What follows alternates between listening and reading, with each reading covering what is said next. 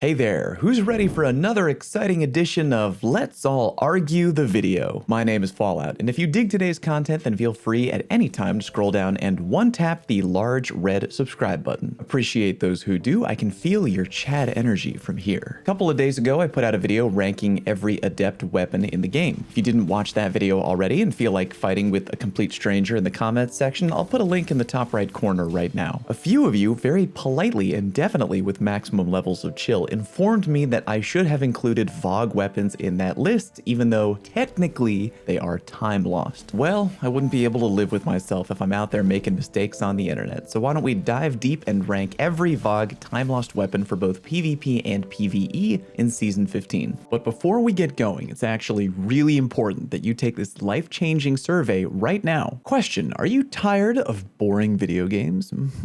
I see. Are you looking for something new and thrilling?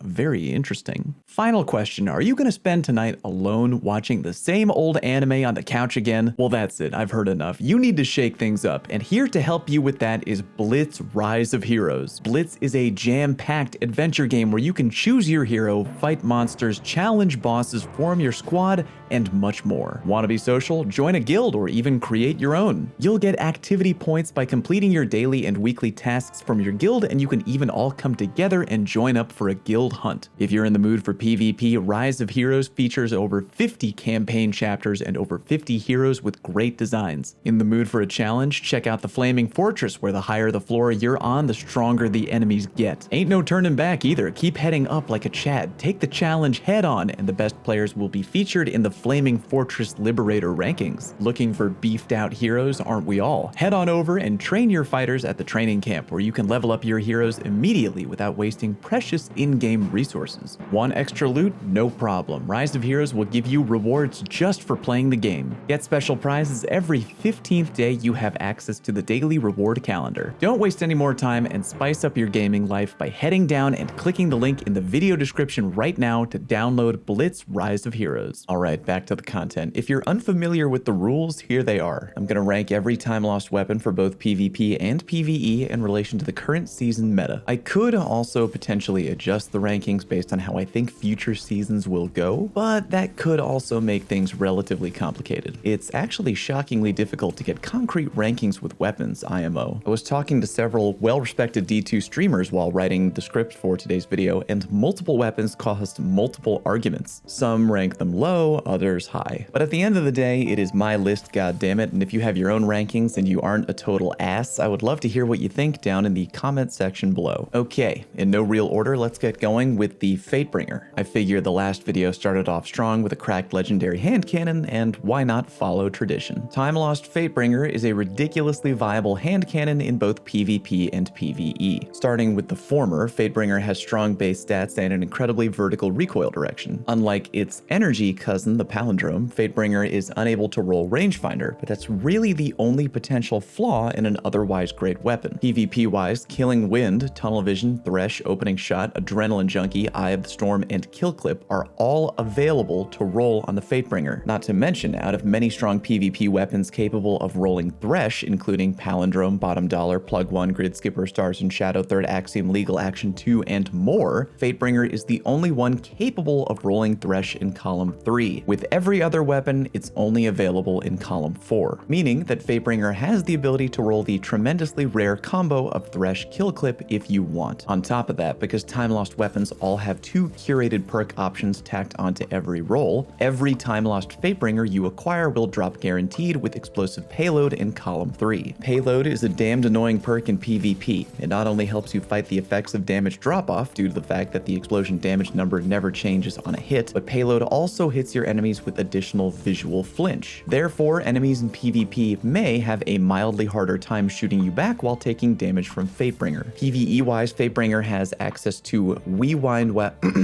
Rewind Rounds, Adrenaline Junkie, Frenzy, and Firefly. Firefly being a curated perk which you will always have the option to turn on with every Timelost Fatebringer you get. With all of that going for it, I am easily putting Timelost Fatebringer into S tier. It goes hard in PvP and PvE, has strong numbers, has great roll options, GG, no re. Next up, we have the Timelost Corrective Measure machine gun. Like I mentioned in my adept weapon ranking video, machine guns aren't really in a crazy good place in the meta right now. PvP-wise, machine guns are fun, but really only if they're named the heir apparent. PvE-wise in the meta, fusion rifles are going ham right now thanks to particle deconstruction. Granted, that perk is probably going away when the Witch Queen drops, but unless machine guns get a major buff from either a season rank mod or a weapon archetype buff, I see rocket launchers or even sniper rifles being a more go-to option for PvE damage dealing when the fusion rifle phase is over. And God help us if we get the breach and clear armor mod back, because then it'll be back to grenade launcher city. If we do ever get a machine gun buff though, the good news is that the corrective measure does have good PvE stuff. Feeding Frenzy, Rewind Rounds, Subsistence, One for All, and even high impact reserves. For right now, I could probably get away with putting corrective measure either in B or C tier, and for the time being, due to the meta being what it is, I'm gonna drop it into C tier overall, but that could very easily change when the Witch Queen comes. Next up, we have the Timelost Hezen Vengeance rocket launcher. Again, I know that fusion rifles are going wild right now, but the second that particle deconstruction goes away, Hezen V is coming in hot. It's like Michael Myers, stabby stabby, not laughy laughy, standing outside peering around the bushes just waiting for the right moment to swoop in. Just look at everything Hezen has to take advantage of on the PvE front. Auto-loading holster and overflow in column 3, and your pick of Vorpal Weapon, Cluster Bomb, or Lasting Impression in column 4. Honestly, in a PvE rocket launcher, that's kind of the complete package. The only thing it would also really like to have would probably be chain reaction, but even still. Overflow allows you to easily overfill the magazine and pair that together with something like Lasting Impression or Vorpal Weapon. That is big burst damage in a short window of time. Or if you want to go with the classic auto-loading holster, you can fire out a Lasting Impression rocket, swap to a special weapon, dish out a lot more damage, then swap back to your rocket launcher after it auto-reloaded itself for another big chunk of damage. PvP-wise, Hezen's fine. Again, it has surplus quick draw and cluster bomb. For a PvP rocket, that's kinda all you need. I'd feel totally fine putting Hezen in either A or S tier. It would probably be better off in A tier for the remainder of season 15, but